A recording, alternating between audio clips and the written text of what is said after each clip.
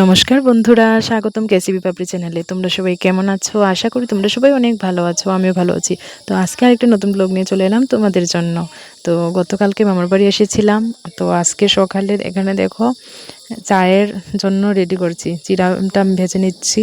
আর পিউ এখানে দেখো কি বলছে, ও চিড়া ভাজা খাবে। তো মামি এদিকে আগুনটা ধরিয়ে দিয়েছিল, আমি চিড়াগুলি ভেজে নিলাম।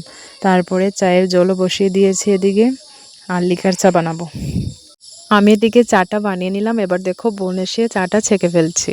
তো চাটা ছাকুক, আর তারপরে আমরা খাবো চা দিয়ে, লিকার চা দিয়ে আর জিরা ভাজা। আসলে সকালবেলা তো তাই দুধের চা থেকে লিকার চাটাই ভালো লাগে। তো আজকের সকালে টিফিন আমাদের লিকার চা আর জিরা ভাজা। তো এদিকে চা ছাকা কমপ্লিট, এবার আমরা টিফিনটা করে নেব।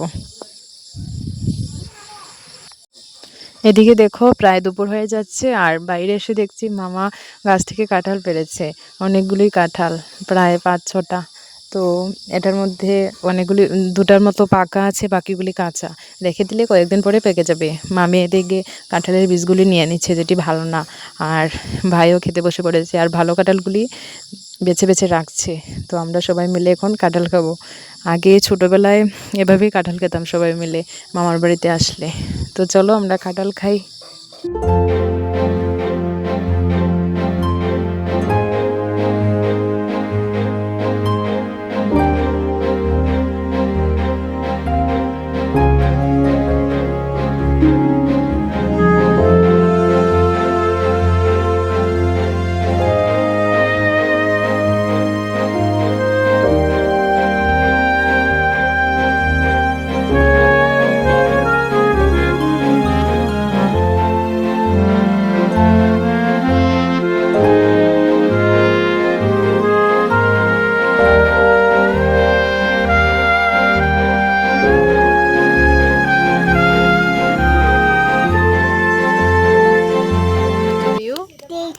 কেক বানাচ্ছো?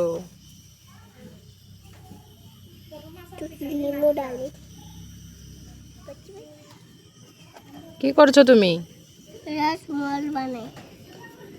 রাসনা? এটা কি বানাচ্ছো? দুধ রান্না করছো তুমি? রুদ্রের মধ্যে বসে রান্না করছো?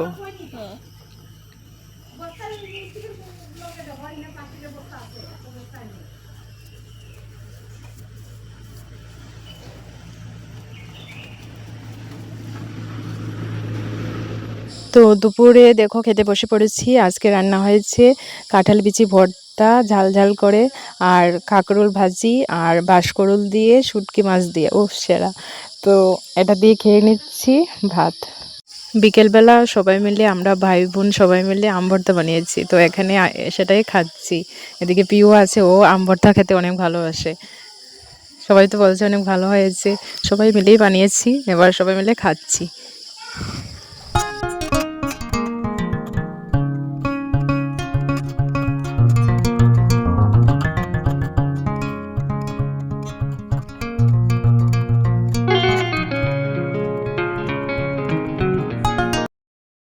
রাত্রে রান্নার এদিকে প্রস্তুতি চলছে। মামি এদিকে দেখো শুকনো লঙ্কা বেটে নিচ্ছে শিলনোড়াতে। তো বাটা মশলা দিয়ে খাওয়ার টেস্টই আলাদা, আবার মাটির উনুনে।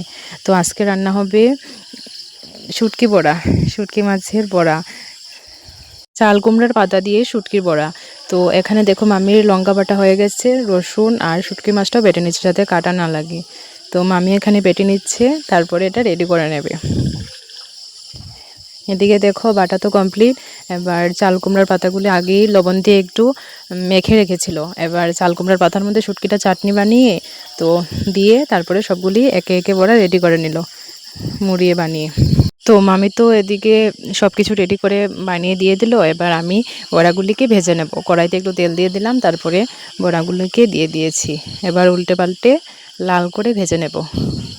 তো দেখতে থাকো, আশা করি ভালো লাগবে। তো এখন দেখো হয়েও গেছে বড়া। তো সবগুলি একে একে উঠিয়ে নিচ্ছি।